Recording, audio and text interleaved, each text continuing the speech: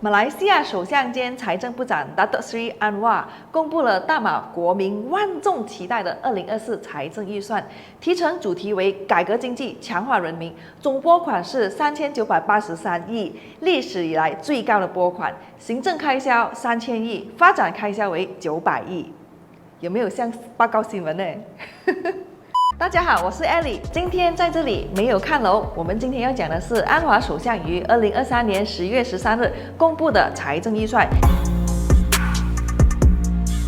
以改革经济、强化人民为主题的财政预算呢，有3个焦点。首先，第一，调整经济结构以促进增长；第二，提高人民生活水平；第三，提升政府的效率还有管理。在那么多的政策里面呢，可以看见政府分配了很多的款项给予这个基础设施、税制改革还有目标式的补贴。那我今天给大家讲讲有哪一项改革呢，是我觉得跟房地产是有关系的。首先，第一，政府说会放宽第二家园申请条件是的，会放宽，一定会放宽。实际的改革或者更新的申请条件呢，还没有出来，大家请稍等，sabar啦。政府说会放宽那我们就期待这更亲民的申请条件，期待更多的外国朋友移居马来西亚，让更多的外资进入，而且提高我们的经济活动。随着这个改变，我们可以预计马来西亚，尤其是吉隆坡房价会上升。第二，明年1月1日起，外资公司还有非公民转让产业拥有权的时候，需支付的房产转移印花税统一为4%。目前来说呢，非公民和外资在转移我国房产拥有权的时候，需支付的印花税是首10万令吉为1%，10万零1至50万令吉为2%，50万零1至100万令吉为3%，而之后的呢就是4%了。而其实呢，影响是微乎其微的，因为大部分允许销售给外国人的产业都超过马币100万令吉的，这样已经吸收了这个4%的印花税。而现在的分别呢，就是头100万本来要付的是2万4，变成了4万，多付了1万6。如果你买的房产呢是马币160万令吉的话，多付的1万6，其实它就是这个房价的1%而已。所以我说呢，这个政策其实它的影响并不大。开不开心？而再加上呢，这个房产转移印花税，就是当你的买卖程序弄好了，准备交楼拿锁匙的时候付的。如果你现在在考虑着的呢是已经建好的楼盘，那就尽量今年下定决心了。如果是期房2024年过后建好的楼盘呢，就肯定是跟这个新的印花税了哦。第三，除了餐饮、电信还有泊车服务的服务税维持在6%，其他领域的服务税呢即将提高至8%，包括了物流、经济、承销还有卡拉 OK 服务的服务税提高到8%的。什么是服务税？比如说今天你是业主，你的房子要卖100万，要付给中介公司的佣金呢，它就是3%，也就是3万。而因为中介的佣金呢，它就是有征收服务税的，所以呢，服务税呢是8%，那等于你要付的佣金呢就是3万加2400，就是3万2400的。而这一次改革过后呢，就是将原本的服务税6%提升到8%，也就代表说呢，业主他卖房的成本提升了一点点。那毕竟呢，它也算是卖房的成本嘛，所以无论是二手楼业主，又或者是开发商，他都会把这个成本呢加在我们的房价上，所以无形中呢也增加了这个房价。那以上的3项政策呢，都是与外国人购买马来西亚房地产有关系的，大家可以留意一下咯。而除此之外呢，也有很多刺激房地产市场的措施。比如说第4，政府呢即将拨款10亿令吉作为担保基金，就是鼓励信誉良好的发展商着手回复废弃的项目，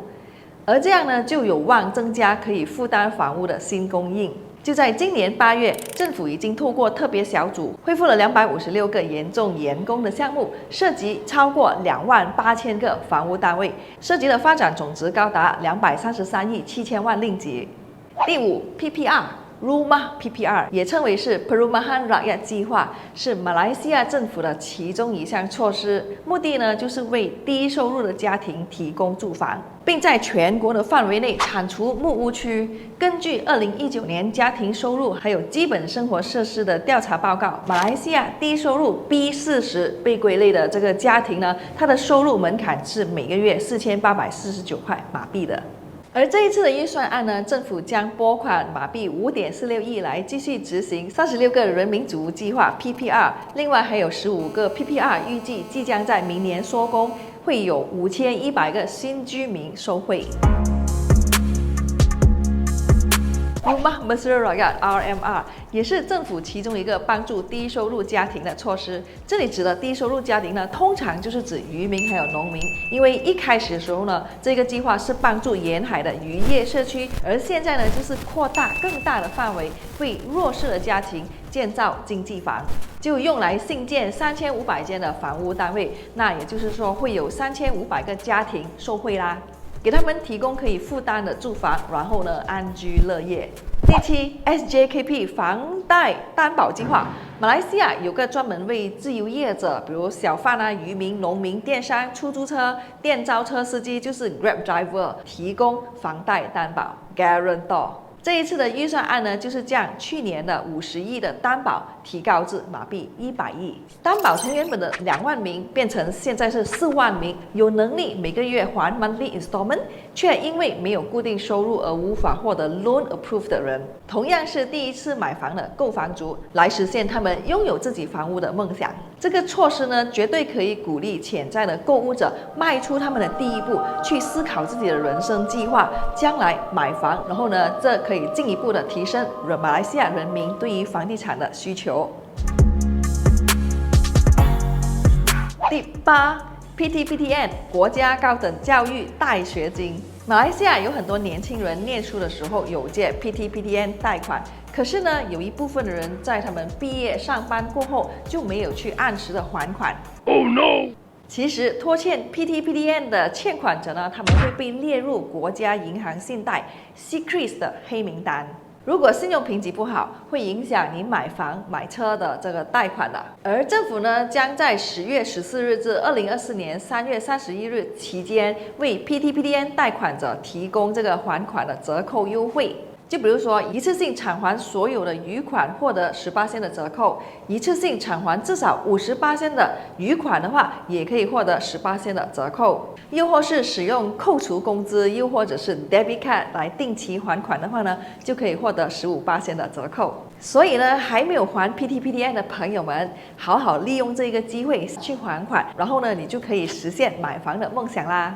第9，从2024年起，当受益人是根据遗嘱或者是1958年遗产分配法令 ，OK， 来转让房地产拥有权给合格受益人的时候呢，转让文书只是会被征收一个时令级的印花税。注意哦，就是只限于遗产转移，而这个措施呢，它就是可以帮助人民在节省房地产相关的这个开支。第10，雇员公积金局 EPF。将会为会员设立全新的一个灵活户口，就是 flexible account。本来就是有 account 1、account 2，现在是有一个 flexible account， 就允许会员随时随地的就动用里面的存款。那只不过呢，就没有提到最高可以提多少，又或是有什么限制等等。不过呢，这个措施呢，就可以刺激更多的人出来消费了。第11。80亿的中小型企业的贷款基金，来鼓励年轻人创业，鼓励初创公司，还可以缓解这个办公室市场长久以来供应过剩的问题。因为呢，年轻人出来创业就是需要办公室了。那还有其他的措施呢，都是关于基础建设的。就比如第12，政府将拨款1亿令吉给华人新村提供基本的基础设施，还有社会设施，就包括了维修道路啊、街灯、沟渠、运动设施等等，就提升村民的生活素质。